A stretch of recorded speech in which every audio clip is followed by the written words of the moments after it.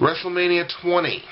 The next year, his second confrontation with Kane. This is match number 12 in The Undertaker's WrestleMania career. This was a less than 10-minute match, but I honestly could not give a damn, because this was a couple of months after Kane had buried him alive. He was in a buried alive match with Vince McMahon. I believe it was in might have even been that year's Survivor Series. So you're talking November, somewhere in there. And he buried him alive. And Kane was like, he gave a eulogy for him, and he was smack-talking Undertaker for months, and Taker comes back as his dead man gimmick for WrestleMania 20. Like I say, it was less than 10-minute match, but you know what? Doesn't matter. To see Undertaker come back with Paul Bearer as the dead man gimmick, even though he's wearing those atrocious leather pants. But he came back as the dead man gimmick. It wasn't really a squash match. It was more like the match with Jake Roberts, where it was a little bit of back and forth, and Kane had a bit of an advantage, but I mean, you knew Undertaker was winning that match. There was no risk whatsoever that Taker was not going to win that match. 12 matches, 12 victories, Taker's back as his dead man gimmick. Awesome. Move to the next year, WrestleMania 21, match number 13 in Undertaker's WrestleMania career against the Legend Killer Randy Orton. This was billed as Legend versus Legend Killer, obviously, which is what most of Randy Orton's matches were billed as. It was a little more than 10 minutes, the match, and it was highlighted. The finish was basically the biggest highlight of the match, where you had Orton, who gave the throat cut signal, and he picked Taker up like he was going to tombstone him, and Taker pulled him back and reversed it and picked him up and tombstoned him and won the match. So that was kind of a cool high spot. Pretty decent match. Randy Orton's still a little green at this point, not like he is now. Right now I find him to be now very, very polished, and he's come a long way. But at this point, it was, I'm the Legend Killer, and I got to prove myself, and at this point, Orton doesn't have to prove anything. He's at the top of the mountain. 13 matches, 13 victories. Lucky number 13 was Randy Orton at WrestleMania 21. We move on to the next year, WrestleMania 22, a casket match. Match number 14 against Mark Henry. This was just a bad match. This was less than 10 minutes. This was basically a squash match. Taker handily beats Mark Henry. Just basically beats him down for the majority of the match. Mark Henry does get some offense in there, but there's never that air of risk and uncertainty that, maybe Undertaker might lose this match. There's no risk of that whatsoever. Less than 10 minutes, Taker beats him. Woohoo. Match number 14, Undertaker is now 14-0. And this is around the time now, too, where they're starting to book matches strictly to, break the streak. It's like that's the big storyline for Undertaker now, is he's got a WrestleMania streak. And who are we going to find? Just a little bit. Who are we going to find that's going to break the streak? The next year, WrestleMania 23, 15th match for the World Heavyweight Championship against the Animal Batista. This is around a 15-minute match, maybe a little bit more. I'm going to readjust because that's not good. I've never really liked Batista. I was never really a huge fan of his. He was good for what he was, and he was exciting. He's definitely athletic. He's a genetic freak. But you know what? I just never... He was over with me, but he wasn't where I felt like maybe he should have been for being the guy in the company at one point. And now, to his credit, this match was pretty good. Like I say, a little more than 15 minutes. Undertaker, of course, wins the match. This match being significant because Undertaker becomes the first man ever to win both the WWF or WWE Championship and the World Heavyweight Championship at WrestleMania. So that was the highlight really of this match for me, and it was more significant than based on anything really that he did in the match. If you're bored yet, this is where it gets exciting. So this is where I'm going to wake up. WrestleMania 24, match number 16, again for the World Heavyweight Championship against Edge. And this is where Undertaker's WrestleMania matches really start kicking ass. This was a more than 20-minute match, and it was awesome to watch because Edge was countering everything. Edge countered a chokeslam, countered a tombstone, I think he even countered Hell's Gate, the first attempt.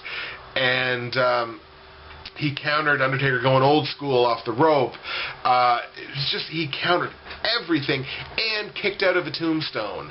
Taker hits him with a tombstone and Edge kicks out and the place goes nuts. It was just a phenomenal matchup.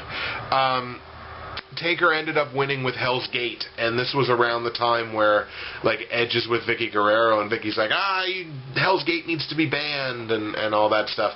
So he ends up winning the match with Hell's Gate, has Edge tapping like a drunk man. It was a great match. And like I say, this is the start of Undertaker's WrestleMania matches really kicking ass. Maybe people could argue that the Batista match started it, but I didn't like the Batista match all that much. But this match, for damn sure, is when Undertaker's WrestleMania matches just start getting off the chart. That is 16 matches and 16 victories. WrestleMania 25. Match number 17 in The Undertaker's WrestleMania career. Taker HBK won in what many consider one of, if not the greatest wrestling matches of all time. The match went for more than 30 minutes. It was billed as the light versus the darkness.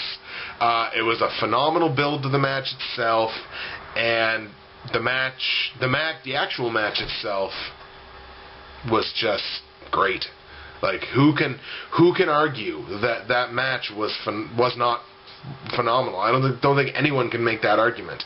Whether you're a HBK fan or not, or whether you're a Taker fan or not, you watch that match and you know you've seen something extremely special. And I was fortunate enough to watch that match live on pay-per-view. Just a great match. Like, and all of these matches, by the way, can be found on YouTube. Like I said, with the exception, there was one match that I couldn't find. I think it was the match with Ric Flair. But this is, I consider it to be one of the greatest wrestling matches of all time, and I know I'm not alone in saying that. After 30 minutes, Undertaker wins with the tombstone, countering. I think it was countering. Shawn Michaels went for a moonsault, and Taker countered it into the tombstone. I do this a lot, I'm sorry. Countered it into the tombstone, and ended up winning the match that way. But I mean, I know Shawn Michaels threw out multiple Sweet Chin musics, and I think there were multiple tombstones in the match, and each of them just kept kicking out, and it was just a phenomenal. You were completely drained after watching that match. Imagine how the two of them felt. 17-0. WrestleMania 26. The next year, the rematch with Shawn Michaels, HBK Taker 2, match number 18. This was a no countout and no disqualifications match, and this was the match that was streak versus career. Either Shawn Michaels breaks the streak, or The Undertaker ends Shawn Michaels' career.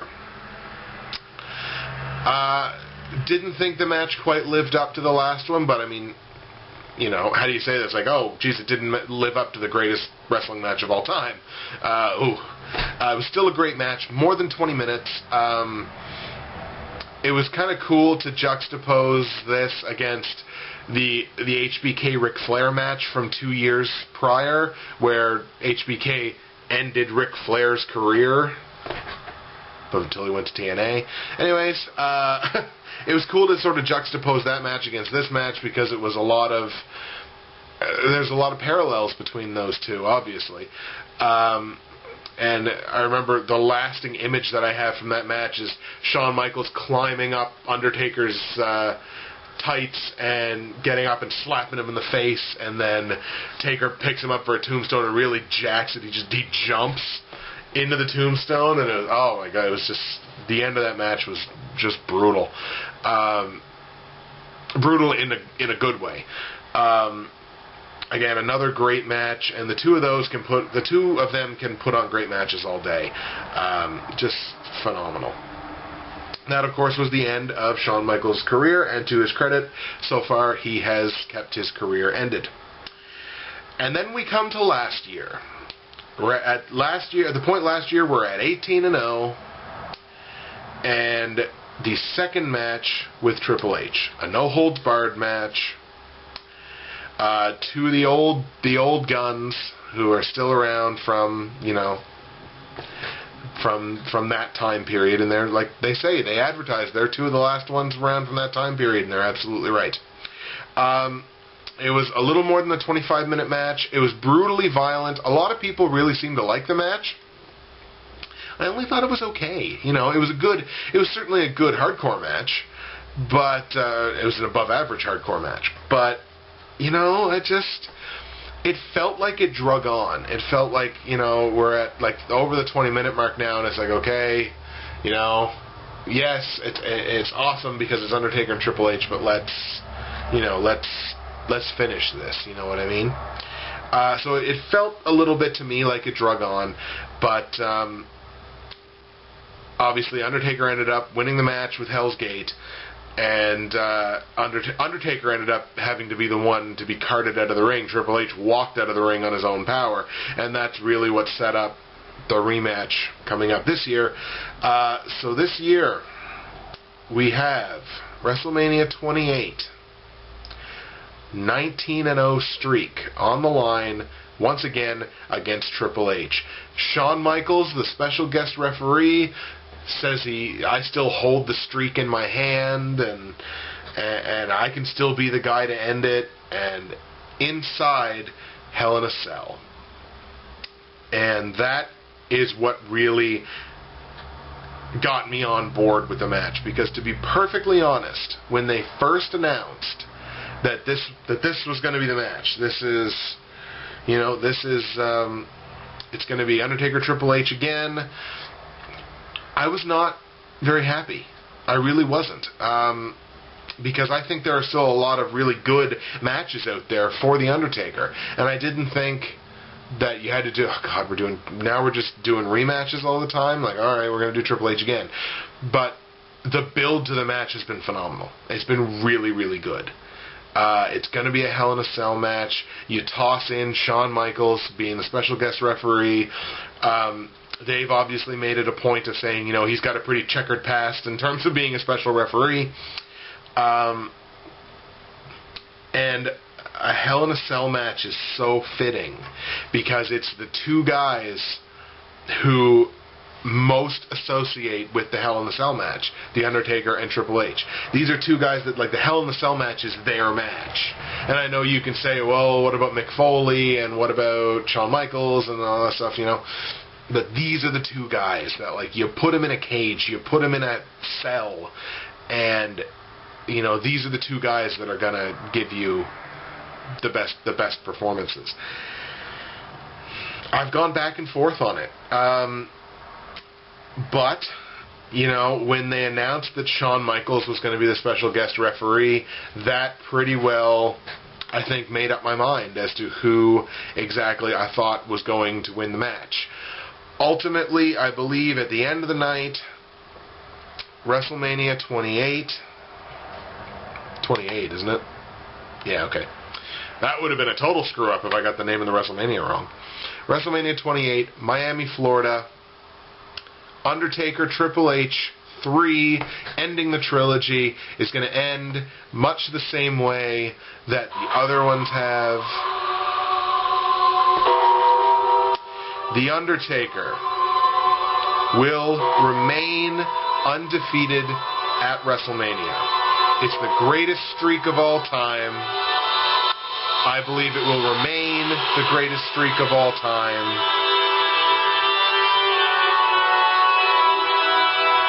There you have it. I believe The Undertaker will remain undefeated at WrestleMania. I think it's going to be a great match. I can't wait to see it. I'm going to have a full-blown WrestleMania preview. It's much the same way as I did with the Royal Rumble. So we're going to have a full-blown WrestleMania preview video coming out for you either today or tomorrow, because I certainly don't want to do it on Sunday. Yeah, this is the granddaddy. This is the one that I wait for all year.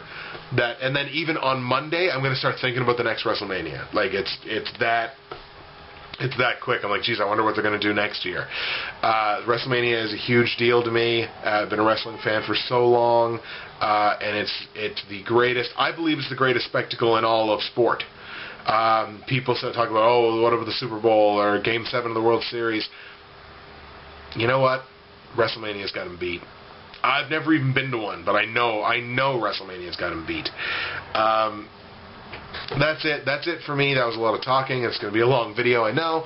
Justin, Bridgewater's Finest on YouTube, Blockbuster_guy on Twitter, officially predicting Undertaker remains undefeated at WrestleMania. He will be 20-0. I think there's a lot of good matches left in the tank for him at WrestleMania. CM Punk being pretty well close to the top of the list there, but we can talk about that in other videos. That's my look at The Undertaker's undefeated WrestleMania streak and my prediction for this Sunday at WrestleMania 28. Thanks for watching. Enjoy WrestleMania.